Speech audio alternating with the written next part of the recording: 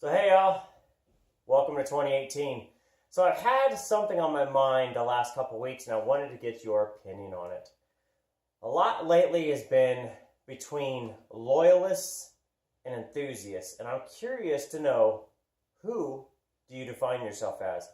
So in my mind, a loyalist is somebody that is very brand or person loyal. Maybe they have a favorite driver or they have a favorite brand and they want to see everything true to that. So no engine swaps, no brand X in a Ford, anything like that. And don't get me even started, or get you started, on an LS swap in a Mustang. Those are just fighting words.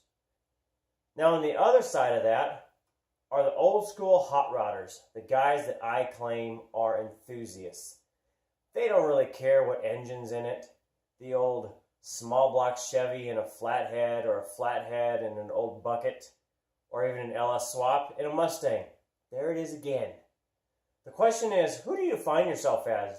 Do you really care what engine and transmission or anything else is in a car as long as it's out on the road? Or do you think you're a loyalist where it doesn't matter as long as it's the same brand or person? Something that I've been thinking about, and I want to get your opinion on it. So leave me a comment below. Let me know who you define yourself as, and if there's another option, maybe it's just a gray area of, it doesn't matter. Let me know.